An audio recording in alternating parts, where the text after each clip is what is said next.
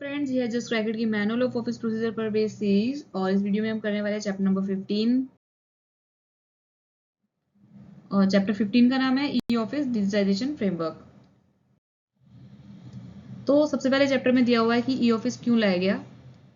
It aim to bring more transparency, efficiency और accountability. Of course e office है तो सबकी अकाउंटेबिलिटी ज़्यादा है कि भाई फाइल किसके पास पेंडिंग पड़ी है, एफिशिएंसी ज़्यादा है, पेपर जो है वो वेस्ट नहीं होता है और काम जल्दी भी होता है, और ट्रांसपेरेंसी भी है क्योंकि फाइल के अंदर एक बार कुछ रिकॉर्ड हो गया ई फाइल के अंदर तो उसको आप डिलीट नहीं कर सकते।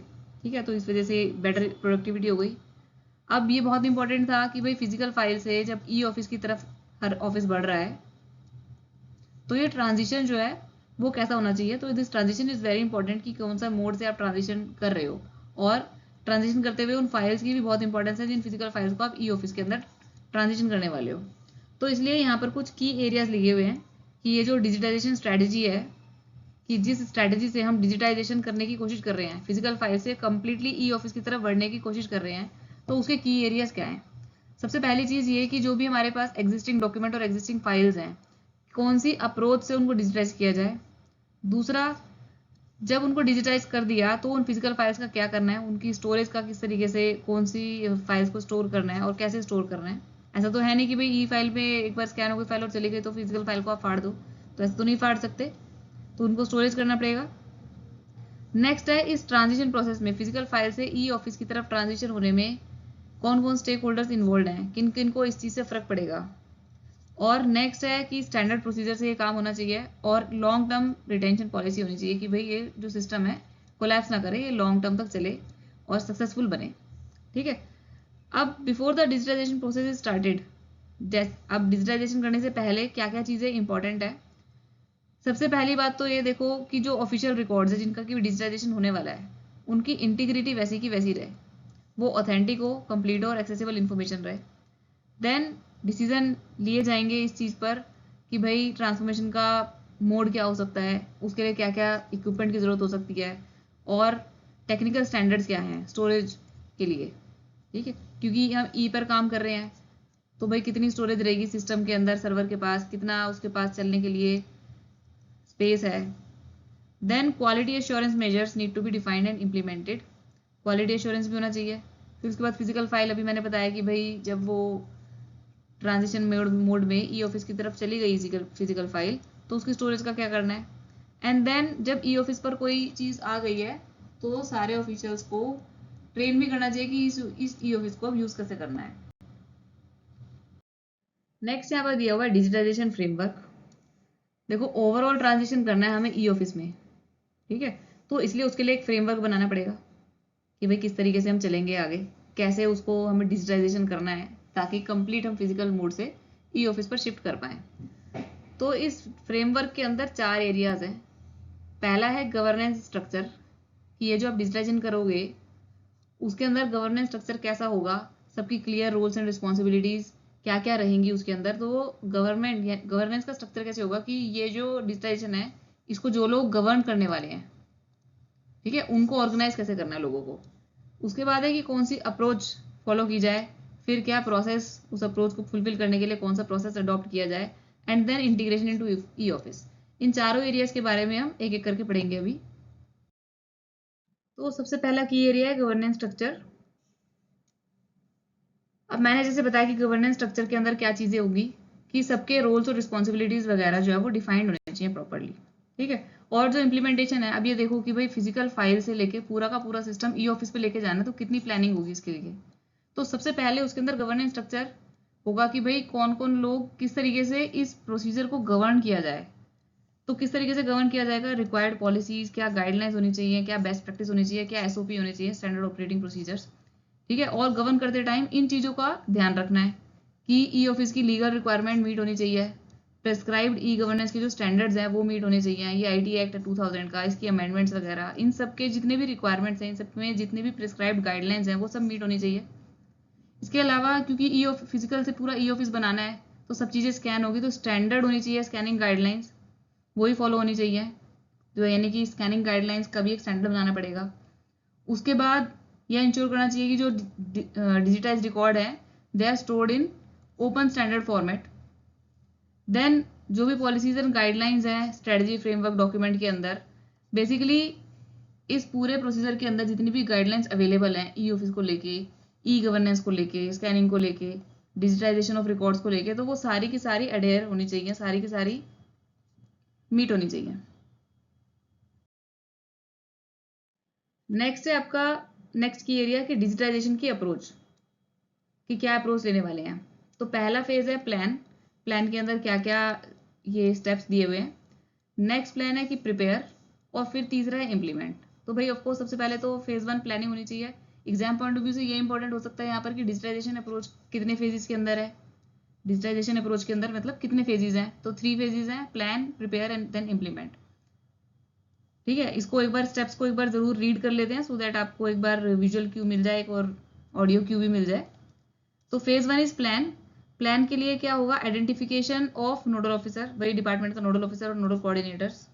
देन उन डॉक्यूमेंट्स को आइडेंटिफाई करना है जिनको कि डिजिटाइज करना है। अब डॉक्यूमेंट्स को आइडेंटिफाई करने के बाद उसके अंदर से डेटा कौन सा डिजिटाइज करना है, ऐसा थोड़ी है कि सिर्फ स्कैन करना है, डेटा एंट्री भी तो होनी चाहिए उसके अंदर। तो जो आइडेंटिफाइड डॉक्यूमेंट्स है डिजिटाइजेशन के लिए, उसके अंदर क्या डेटा डिजिटाइज होना चाहिए उसका selection. Then decision on the phasing and sequencing. फिर आ जाओ current state assessment of volume and efforts. Decision on the model of digitization, in house, outsource या मिक्स मोड करना है कि खुद से ही डिजिटाइज करोगे पूरा, बाहर से लोगे या मिक्स मोड करोगे। ठीक है, कितने फेजेस में, किस सीक्वेंस में करना है। करंट स्टेट असेसमेंट ऑफ कि भाई कितना वॉल्यूम है और कितना एफर्ट लगेगा इसको करने में, तो ये सब प्लानिंग के अंदर आ जाएगा। इसके बाद है प्रिपेयर। जब आपने ये सब प्लान कर लिया तो ऑफकोर्स उसके लिए कोई टाइमलाइन बनाओगे, उसके लिए प्रिपेयर होगे टाइमलाइन के लिए। तो preparation of digitization time table for department, और उसको फेज वाइज मैनर में करोगे, एक बार में तो पूरा होगा नहीं। तो फेज 1 को इम्प्लीमेंट करने के लिए क्या क्या रिसोर्सेज चाहिए होंगे उनको प्रोक्यूर कर लो, और यूजर एजुकेशन एंड ट्रेनिंग, जो लोग उसको यूज करने वाले हैं उनकी ट्रेनिंग और उनको एजुकेट करने के लिए क्या क्या चीजें जरूरी है वो प्रिपेयर कर लो। Then implement. अब भाई आपने ये जो भी प्रिपरेशन करी है, जो भी प्लान बनाया था, उसको इम्प्लीमेंट करना है।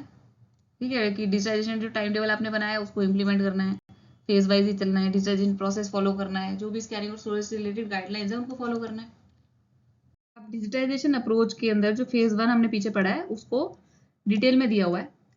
फेज 1 के अंदर हमने देखा स्टेप 1 है कि नोडल ऑफिसर और नोडल कोऑर्डिनेटर्स को डेजिग्नेट किया जाए, आइडेंटिफाई किया जाए।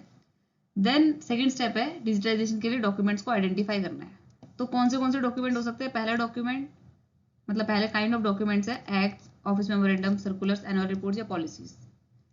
नेक्स्ट टाइप ऑफ डॉक्यूमेंट हो सकता है फाइल। अब कौन सी फाइल्स को सिलेक्ट करना है डिजिटाइजेशन के लिए और कौन सी नहीं करनी है, उसके अंदर उन्होंने दिया है कि 6 महीने तक अगर कोई फाइल ओपन स्टेटस में ही रहने वाली है तो उसको सेलेक्ट कर लिया जाए कि 6 मंथ्स बाद भी उसके अंदर एक्शन रहेगा।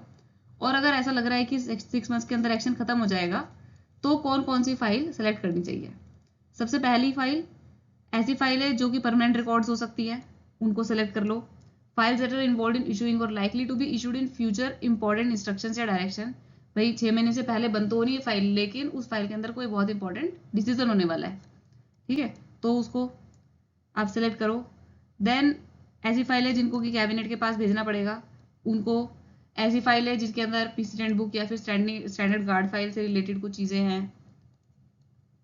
Any other files identified important, इसको तो छोड़ दो। आगे बढ़ जाते हैं disposed of files and the files which will be disposed of in next 3 to 4 months time will not be scanned unless they are candidates for the record room। ठीक है, ये वो बता रहे हैं कि कौन सी फाइलें हटा देनी है। तो अगले 3 या 4 महीने के अंदर अंदर जो फाइलें डिस्पोज होने वाली हैं, ठीक है, जिनका कि रिकॉर्ड रूम से रिव्यू होने के बाद रीडिंग आउट ही होने वाला है, तो उनको स्कैन करने की कोई ज़रूरत नहीं है। फाइन, नेक्स्ट बढ़ जाते हैं। अब इसके बाद है जब आपने डॉक्यूमेंट सेलेक्ट कर लिए, फाइलें सेलेक्ट कर ली डिजिटाइज करने के लिए, तो उसके अंदर से डेटा भी सिलेक्ट करना होता है डिजिटाइज करने का। डिजिटाइजेशन का मतलब ये नहीं है कि सिर्फ स्कैनिंग करनी है, उसके अंदर से प्रॉपरली पेजेस और कंटेंट को भी आइडेंटिफाई किया जाना चाहिए। यानी कि कुछ ब्लैंक पेजेस हो सकते हैं फाइल के अंदर, ठीक है, या फिर इस तरीके की चीज़ें हो सकती हैं, एक्स्ट्रा कॉपी हो सकती हैं, ऐसी चीज़ें हो सकती है जिनकी की सॉफ्ट कॉपी पहले से ही है, तो उनको क्यों डिजिटाइज करना है। तो इसलिए ये सारी जो चीज़ें ये आती है आपके स्टेप 3 में। And then apply the record retention schedule, कि भाई अगर कोई फाइलें जो है वो वीड आउट होने ही वाली हैं तो बेकार में अपने डिजिटाइजेशन एफर्ट क्यों लगाने, उसके अंदर उन फाइलों को वीड आउट कर दो बजाय कि उनका डिजिटाइजेशन करो। Then final decision will be will need to be taken by the designated digitization coordinator, जो हमने स्टेप 1 के अंदर आइडेंटिफाई किया था।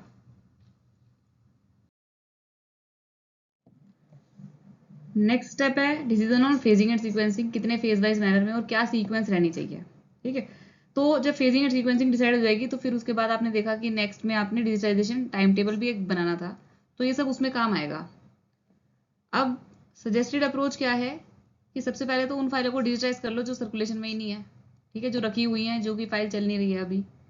देन पुरानी से लेके नई तक, सॉरी नई से लेके पुरानी तक क्लोज्ड और रिकॉर्डेड फाइल, यानी कि जो डिपार्टमेंटल रिकॉर्ड रूम में जो रिकॉर्डेड फाइल है या फिर जो क्लोज्ड फाइल है, उनको नई से लेके पुरानी की तरफ चलते हुए उनको डिजिटाइज करो। और then closed file that are referenced in active या करंट फाइल्स, किसी करंट फाइल या एक्टिव फाइल में किसी क्लोज फाइल का रेफरेंस आता है अगर, तो भाई उसको भी डिजिटाइज कर दो, क्योंकि एक्टिव फाइल को जब डिजिटाइज करोगे तो फिर वो क्लोज फाइल का रेफरेंस क्योंकि आपने दे रखा है तो वो क्लोज फाइल रेफर करने के काम आएगी अगर डिजिटाइज हो रखी होगी तो। ठीक है, तो इस तरीके से इन्होंने ये सजेस्टेड अप्रोच दिया है। नेक्स्ट है स्टेप 5, इसमें मैंने बताया था कि कितना वॉल्यूम और कितना एफर्ट लगेगा इस पूरे डिजिटाइजेशन प्रोसीजर को कंप्लीट करने के लिए। तो उन्होंने बोला कि वॉल्यूम को एस्टिमेट करो कि भाई कितने डॉक्यूमेंट्स और कितनी फाइलें जो हैं डिजिटाइजेशन के लिए आपने सेलेक्ट करी हैं। फिर एफर्ट एस्टिमेशन की आपको प्री प्रोसेसिंग एक्टिविटीज़, फिर उसकी स्कैनिंग, फिर उसकी मेटाडेटा की एंट्री, देन डिजिटाइज डॉक्यूमेंट की स्टोरेज और फिर उसको ई ऑफिस के अंदर अपलोड करना। ये सारे हैं एफर्ट्स का एस्टिमेशन कि इतना सारा काम उसके अंदर है। अब नेक्स्ट आते हैं step 6, decision of the model of digitization, कि भाई इन हाउस करना है, आउटसोर्स करना है या फिर मिक्स मोड। तो रिकमेंडेड अप्रोच है कि भाई जो एक्टिव और करंट फाइल है वो डे 1 से तो कन्वर्ट करनी नहीं है, तो जो एक्टिव या करंट फाइल का जो डिजिटाइजेशन है उसको सेक्शन खुद ही डिजिटाइज कर सकता है स्कैनिंग करके, और उसको अपलोड कर सकते हैं और डेटा वगैरह की एंट्री करके। अब जो रिकॉर्ड रूम या फिर लेगेसी फाइलें, यानी जो फाइलें पहले से ही पड़ी हुई हैं, यानी कि जो एक्टिव नहीं है, जो सेक्शन के अंदर यूज में भी नहीं है, दैट कैन बी आउटसोर्स्ड। ठीक है, नेक्स्ट आ जाओ स्कैनर्स। स्कैनिंग के लिए हाई लेवल ऑफ क्लैरिटी होनी चाहिए, पहली बात तो स्कैनिंग के लिए there are many type of scanners with different features, और कईयों में ऑप्टिकल कैरेक्टर रिकॉग्निशन होता है, इमेज मैनिपुलेशन, मल्टीपल फॉर्मेट्स का सपोर्ट।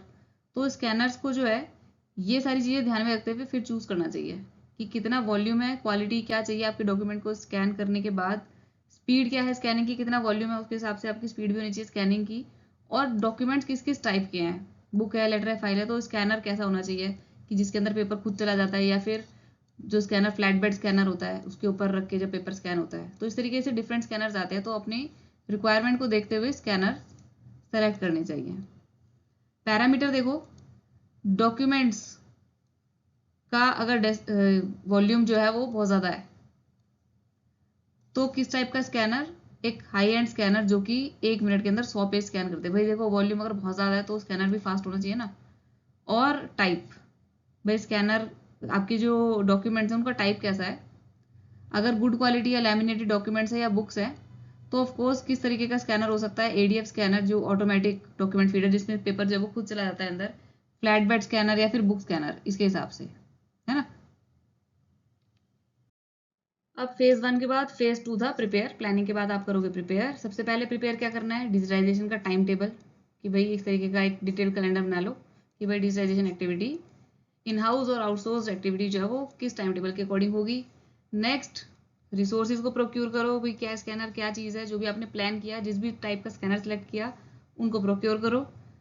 और उसके बाद user education and training, document को आइडेंटिफाई कैसे करना है, इंडेक्स, मेटा डेटा का प्रिपरेशन, इन सब की ट्रेनिंग मिलनी चाहिए, सब इन हाउस जो लोग भी इस डिजिटाइजेशन के प्रोसीजर के अंदर इन्वॉल्व होंगे। देन इम्प्लीमेंटेशन और एग्जीक्यूशन प्लान, स्कैनिंग के लिए भी ट्रेनिंग, भाई जो भी बंदा स्कैनिंग कर रहा है उसको भी सपोर्ट मिलना चाहिए, और इसके अलावा जितनी भी एक्टिविटीज़ है डिजिटाइजेशन के अंदर उन सब के लिए ट्रेनिंग होनी चाहिए।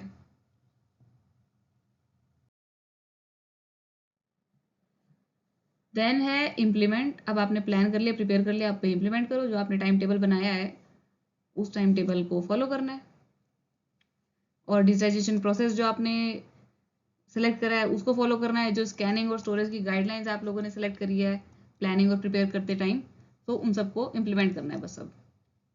तो फाइनली फेज 3 भी हो गया कंप्लीट। अब ये डिजिटाइजेशन प्रोसेस का एक फ्लो चार्ट बना हुआ है। स्टार्टिंग से पता होना चाहिए भाई स्टेप कौन सा किसके बाद आता है। तो सबसे पहला स्टेप है आपका कलेक्ट एंड प्रिपेयर। डॉक्यूमेंट्स को कलेक्ट किया और प्रिपेयर किया फॉर डिजिटाइजेशन, देन उनको स्कैन किया, देन उसको प्रोसेस करके क्वालिटी चेक किया, और उसके बाद उसकी इंडेक्सिंग कर ली, और फिर फाइनल क्वालिटी चेक और सिक्योरिटी। ठीक है, और खत्म हो गया आपका डिजिटाइजेशन प्रोसेस। तो पहला स्टेप पीछे देखा आपने कि पहला स्टेप है collect and prepare the documents. Documents को प्रिपेयर कैसे करना है, ये बहुत ही कॉमन सी चीजें हैं। देखो उनको सेपरेट करना है, स्टेपलर पिन उसके अंदर लगी हुई है तो उसको हटानी है, किसी की फोटोग्राफ उखड़ गई है तो भाई वापस लगा दो, प्रॉपर डस्टिंग कर लो, डॉक्यूमेंट्स एजिस से मुड़े हुए हैं तो उनको सीधे कर लो भाई, पेज नंबरिंग सब पे होनी चाहिए, और क्लिप लगा दो डॉक्यूमेंट सेट के ऊपर। अब इंपॉर्टेंट पॉइंट्स क्या है कि स्कैन डॉक्यूमेंट जो होने चाहिए वो रीडेबल होने चाहिए। पहली चीज, जिस तरीके से आपने निकाला था उसको वापस क्लिप कर दो as it is. Then all the physical records should be bound in a file. File should have the details of the content, unique identifier on the top. ठीक है, जो ये सब्जेक्ट मैटर वगैरह जो है वो सब ठीक से क्लियरली स्पेसिफाइड होना चाहिए। आगे बढ़ जाते हैं।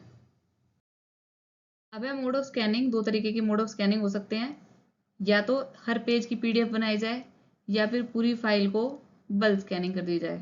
ठीक है, जैसे देखो यहाँ पर फॉर एग्जाम्पल ऑल कॉरेस्पॉन्डेंस में be broken into logical section. वही कॉरेस्पॉन्डेंस में जहाँ जहाँ पे स्टेपलर रखा हुआ है उनको लॉजिकल सेक्शंस के अंदर ब्रेक करके और फिर उन सेक्शंस को एक एक पीडीएफ बना दो। सिमिलरली नोट्स में भी ऐसे कर सकते हो कि नोट्स का है तो पूरा एक ही फाइलें बना दो।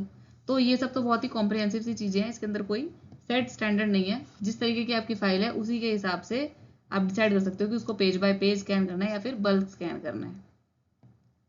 अभी खुद ही आपको पता होगा कि भाई पेज बाय पेज स्कैन करोगे तो this is more time consuming, but leads to easier indexing of images. भाई पेज बाय पेज करोगे तो हर पेज की इजीली इंडेक्सिंग हो जाएगी, बट बल्क स्कैनिंग पूरी कर दोगे तो आपको पता ही चलेगा बीच में कौन सा पेज है कहाँ पर है, तो उसको इंडेक्स करने में थोड़ा सा टाइम लग जाएगा। नेक्स्ट आ जाते हैं scanning specification of format. Normal text है, देखो रेगुलर टेक्स्ट है तो 100 dpi black and white, text with images है तो 300 dpi, बहुत ही खराब हालत में है टेक्स्ट तो और भी बेटर dpi कर दो डॉट्स पर इंच। सीरियसली डैमेज्ड है, क्लाउडेड है, दिख भी नहीं रहा उसमें से कुछ, तो भाई सबसे बढ़िया जो होता है वो 600 dpi। और अगर फोटोग्राफ है डॉक्यूमेंट के ऊपर तो भी 600 dpi विद ग्रे स्केल, या फिर उसको कलर भी कर सकते हो, कलर्ड फॉर्मेट के अंदर मतलब स्कैन कर सकते हो। तो जैसे भी आपके पास डॉक्यूमेंट है उसके अकॉर्डिंग आप इसको चूज कर सकते हो कि भाई कौन सा डीपीआई और ब्लैक एंड व्हाइट में करना है कि ग्रे स्केल में करना है कि कलर में करना है। नेक्स्ट आ जाओ अपना स्कैन डॉक्यूमेंट की स्टोरेज के ऊपर। भाई सीधी सी बात है, जो नोटिंग है वो ई फाइल के अंदर नोटिंग में जाके सेव हो जाएगी, और जो कॉरेस्पॉन्डेंस है वो कॉरेस्पॉन्डेंस के अंदर। अब ये देखो ई फाइल के अंदर क्या क्या फोल्डर हो गए, एक नोटिंग का फोल्डर हो गया, देन कॉरेस्पॉन्डेंस का फोल्डर हो गया, फिर एक ड्राफ्ट फोल्डर और एक ई फाइल का फोल्डर। नोटिंग फोल्डर में जो नोटिंग आपने डाली है वो स्कैन नोटिंग, फिर कॉरेस्पॉन्डेंस, और ड्राफ्ट फोल्डर के अंदर आप स्कैन ड्राफ्ट लगाओगे, और देन ई फाइल फोल्डर के अंदर जितने भी रेफरेंसेज या फिर डॉक्यूमेंट्स हैं उनको पीडीएफ फॉर्मेट के अंदर। वेरी इजी, पढ़ के ही पता चल रहा है। अब जब आपने फिजिकल फाइल को स्कैन कर लिया है तो उस फिजिकल फाइल को कैसे स्टोर करके रखना है, उस चीज को ध्यान रखना है। कैसे स्टोर करना है, देखो फिजिकल फाइल पे सबसे पहले तो ई फाइल नंबर लगा दो। जिस फिजिकल फाइल को आपने स्कैन करके ई में कन्वर्ट कर दिया तो उस फिजिकल फाइल के ऊपर ई फाइल नंबर दे दो। देन वो फाइल को कहाँ रखोगे, a record room must be assigned in the section. Section के अंदर रिकॉर्ड रूम असाइन होना चाहिए जहाँ पर फाइल स्टोर होगी। लॉक एंड की होनी चाहिए रिकॉर्ड रूम के अंदर। कॉन्फिडेंशियल फाइल है तो सेपरेट लॉकर्स होने चाहिए। Care should be taken, clearly label the physical file, serial order में रख दो ताकि भाई कभी निकालने की जरूरत पड़ जाए तो आप निकाल पाओ उसको। A register must be maintain tracking the issuance and return of this physical files. ठीक है, बस ये सब है इसके अंदर, कोई बहुत ज्यादा इंपॉर्टेंट चीजें नहीं है। आगे बढ़ जाते हैं। अब स्कैनिंग हो गई, आपने फाइल भी रख दी है संभाल के। पोस्ट स्कैनिंग कौन कौन सी चीजें हैं जो ध्यान रखनी है, प्रोसेसिंग एंड क्वालिटी कंट्रोल। जब आपने इमेज को स्कैन कर लिया है, पेजेस को स्कैन कर लिया, तो उसके अंदर से पंच होल और शेडो वगैरह की रिमूवल, पिक्सल को चेक करना, शार्पनेस और स्क्यू वगैरह कि पेपर जो है वो टेढ़ा स्कैन हुआ है तो स्क्यूनेस है उसके अंदर, उसको सीधा करना, जो भी प्रोसेसिंग है, और क्वालिटी चेक है। Indexing is one of the most critical steps of digitization process, क्योंकि इंडेक्सिंग से पता चलता है identity of the scanned files, ताकि उसको फिर रेफरेंस और लिंक किया जा सके बाद में, है ना। इंडेक्सिंग होगी भाई, इंडेक्सिंग होगी हर चीज की कि हर चीज को लेबल दिया जाएगा तो बाद में आप इजीली उसको आइडेंटिफाई करके रेफरेंस कर सकते हो। उसके बाद the guideline standard procedures for managing digital records are important element. आगे बढ़ जाते हैं, गाइडलाइंस और मेटाडेटा। मेटाडेटा जो होता है, अगर जो भी आपने पेपर स्कैन, जो भी फाइल स्कैन किया उसके बारे में जो भी उसको आइडेंटिफाई करने के लिए डेटा होता है, that is called metadata. It allows user to control, manage, understand and search करने में बहुत ईजी होता है अगर मेटाडेटा ठीक से एंटर किया गया हो। स्ट्रक्चर्ड एंड कॉम्प्रिहेंसिव मेटाडेटा अगर किया है तो इजीली आप आइडेंटिफाई कर पाओगे, ऑथेंटिकेट कर पाओगे, कैटेगराइज कर पाओगे रिकॉर्ड्स को। टॉपिक बेस्ड रेफरेंसेस को एनेबल कर पाओगे कि भाई किस टॉपिक पर आपको फाइल चाहिए, आप इजीली उसको अंदर रेफरेंस निकाल सकते हो। Ensure accessibility and accountability of the files. तो खैर मेटाडेटा के लिए गाइडलाइंस हम यहाँ से एग्जाम पॉइंट ऑफ व्यू से चीजें निकालेंगे। सपोज क्वेश्चन इस तरीके से आता है कि हम किस चीज की बात कर रहे हैं यहाँ पे। It allows user to control, manage, understand and search the records over time through set of pre defined parameters that can be captured for each scan document. हर डॉक्यूमेंट स्कैन डॉक्यूमेंट है उसके प्री डिफाइंड पैरामीटर्स, उसका ई receipt number हो सकता है, उसका subject हो सकता है, ठीक है। तो ये सारी चीजें जो है वो मेटाडेटा के अंदर आती है। तो you must identify what metadata is.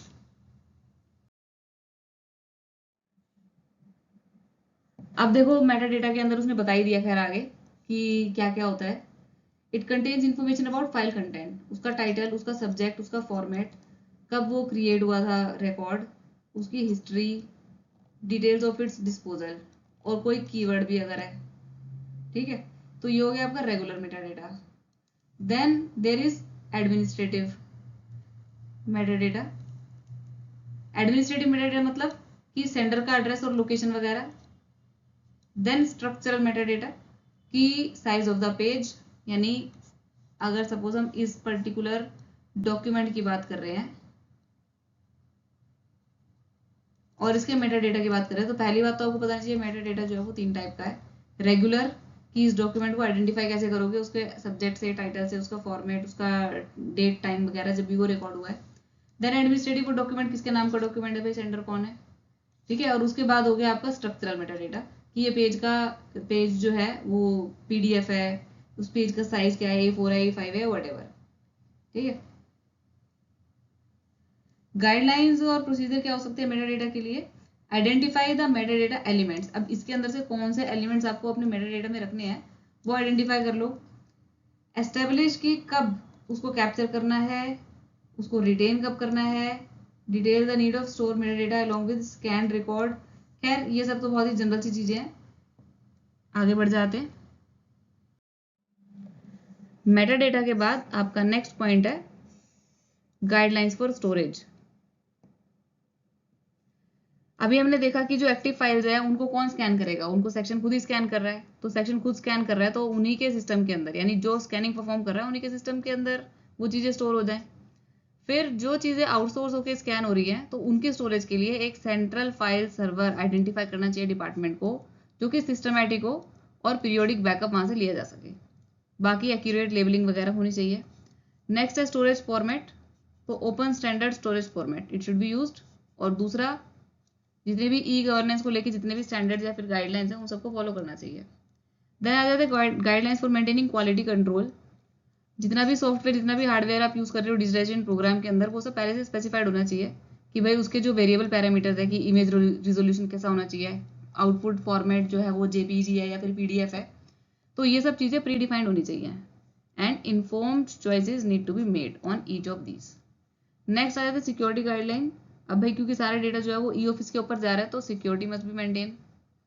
Next है यूजर ट्रेनिंग। ये सब हम पढ़ चुके हैं, है ना। यूजर ट्रेनिंग के अंदर भाई देखा कि scanning guideline, storage format, security को लेके सारे फैक्टर्स को ध्यान में रखते हुए ट्रेनिंग देनी चाहिए कि किस तरीके से फिजिकल फाइल को इलेक्ट्रॉनिक फाइल के अंदर कन्वर्ट करना है। क्योंकि सेक्शन के यूजर्स भी खुद भी डिजिटाइज कर रहे हैं फाइलों को, तो उनको भी ये ट्रेनिंग इम्पार्ट की जानी चाहिए। अब जब आपने सारी स्कैनिंग कर ली, सारा डिजिटाइजेशन हो गया, अब उसका इंटीग्रेशन करना होगा ई ऑफिस के ऊपर, यानी कि सारा डेटा माइग्रेट करना है। उसके लिए स्टेप 1 है कि आप एक मेन फोल्डर बनाओ।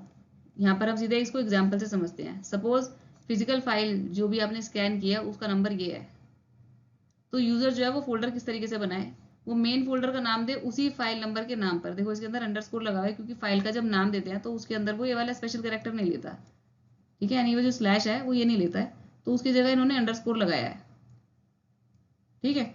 तो यानी name of the folder should be same as that of file number. उसके बाद उसके अंदर सब फोल्डर के नाम दे सकते हो कि भाई नोट्स के लिए एक नोट्स फोल्डर का नाम हो गया, रिसीट इश्यूज और रेफरेंसेस। तो इस तरीके से डिफरेंट फोल्डर्स आपने अंदर उनके नाम देने हैं। मेन फोल्डर, और जब मेन फोल्डर को डबल क्लिक करके अंदर फोल्डर खुलेगा तो उसके अंदर इस तरीके से 4 फोल्डर्स उन्होंने बताए हैं, सब फोल्डर्स जो हैं, note, receipts, issues and references. All the files are scanned along with their respective notes. Of course जब फाइल स्कैन करोगे तो respective notes, receipts, issued, references जितने भी है उनको सेपरेट सब फोल्डर के अंदर डालते जाओ। फिर आपका step 4 which is scanning process. जितने भी नोट्स कोरेस्पॉन्डेंस है वो कौन से फॉर्मेट में स्कैन करोगे? ऑफ कोर्स पीडीएफ फॉर्मेट के अंदर स्कैन करोगे। जितना पॉसिबल हो सके भाई नोट्स को एक ही सिंगल पीडीएफ बना दो उनकी। कॉरेस्पॉन्डेंस को सिंगल पेज पीडीएफ भी बना सकते हो, एक सिंगल पीडीएफ भी बना सकते हो। अब ये सब आपने जब नोट्स, कॉरेस्पॉन्डेंस, रेफरेंसेस, इश्यूज वगैरह सब स्कैन कर लिया, फिर उसको ई ऑफिस के सर्वर के ऊपर अपलोड करना होगा। तो finally e office migration module जो है वो इन सारी चीज़ों को जो आपने अपलोड किया है वो लोकल सिस्टम से ई ऑफिस के सर्वर पे माइग्रेट कर लेगा। तो दैट मीन्स आपकी जो फिजिकल फाइल है वो कन्वर्ट हो गई ई फाइल के अंदर। तो this was the digitization process and this brings us to the end of chapter number 15. So thank you for watching.